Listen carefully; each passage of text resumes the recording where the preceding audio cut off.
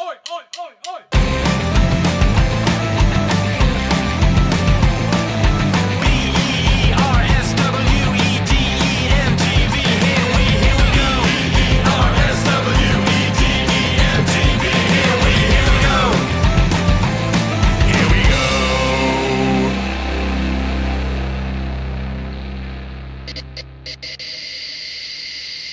Detta avsnitt av BSTV sponsras av Sierra Nevada Brewing Company. Know what I mean? So Matthias rang me up the other night and he said he does not being called a fat bastard. I didn't call him fat bastard. Ex-fat bastard. I just said I missed the fat Matthias, that's what I said. Oh, okay. And he said, what else did he said? He said, I'm not getting a crate of beer. And I said, why not? And he said, because I wasn't pitch perfect on I'm Forever Blowing Bubbles and I'm not going to boot camp. I don't know what he meant. Are you blowing shit? I mean, seriously, the level of sophistication of this show has gone up. It's gone down. Oh, is it? I'd say even you. I think we've sworn. I'm just waiting to hear for your mum. My mother's been on the phone. She's going to think I'm terrible influence. I bet she's blaming me, isn't she? My mother's already been on the phone. She's not happy, Trev. No. She thinks you're a... Trevor! A quote. Actually, she doesn't sound like that. Sorry. She sounds like... Monty Python woman.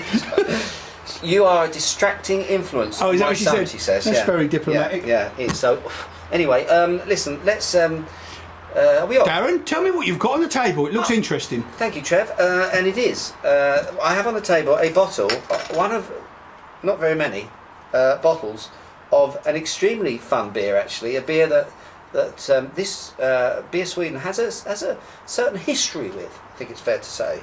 Tjockhult Tjinook. Chinook, I recognise that. Chinooken. Now, the story behind this beer, Trev, is actually quite interesting. Go on then.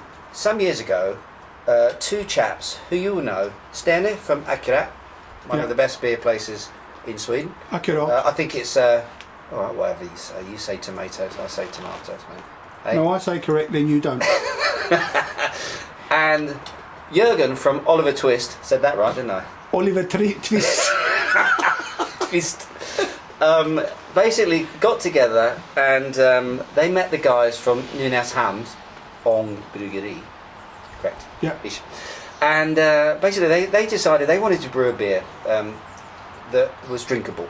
I think it was a kind of a little bit of an antidote towards a lot of beers coming out at that time, which was all about how much hop you could put into it. It was all about the bling bling. It was all when about people the get a bit headlines. It mental. was all about experimentation for the point for the purposes of experimenting. Yeah. And somewhere along the line, people lost sight of the fact that some beers should be just a good drink. Yeah, absolutely. Good session beer in a bar.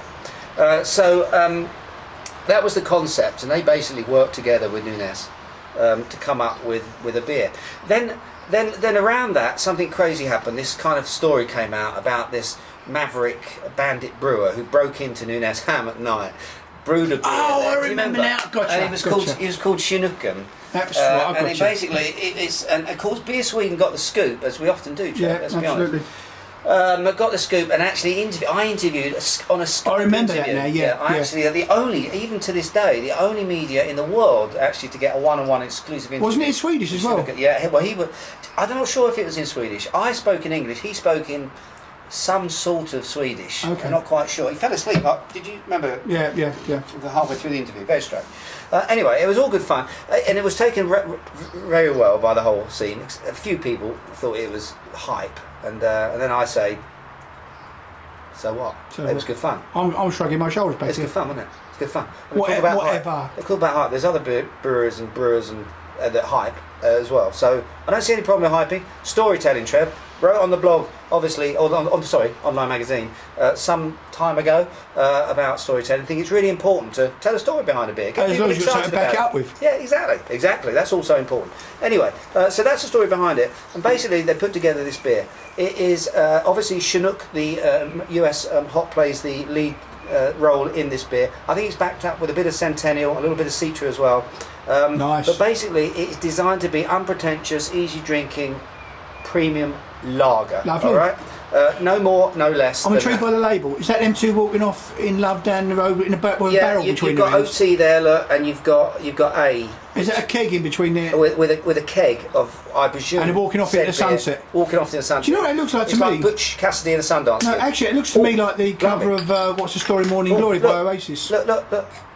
Cool. That was quite. That was a little bit. That was. This wants to come out. This wants to come out, Trev. Okay. Here it is in the glass. Now I've tried this, of course. Here's the follow-on to this. Over the last few years, this has been available on draft in Oliver Twist and in Acura. Okay.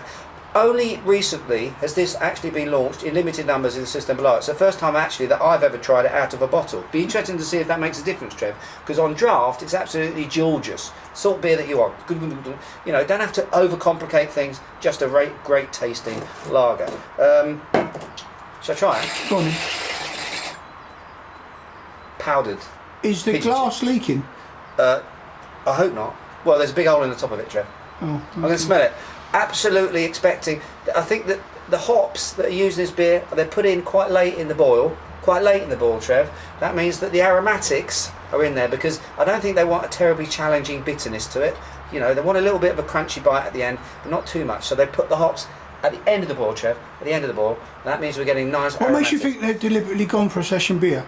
Which is your inference here? Because it's not an inference, it's an actual statement of fact. From them? Having spoken to the guys. Oh, okay. I know that they're very, very keen, both Jürgen and Sterner, are very keen on their being represented in this new craft beer scene. Just good quality session beers. You know, Okay, fair enough. Beers that are designed to be drunk, as opposed to beers that are designed to wow you, or make you more cool, or to you know, totally bedazzle you, which I love, by the way. I do love those types of beers. Room for that as well. too. Absolutely room for those beers. And I love hype, and I love story, and I love all those things too.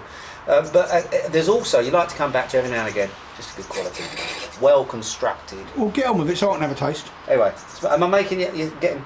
I'm salivating here. It's lovely, light fruit, pine,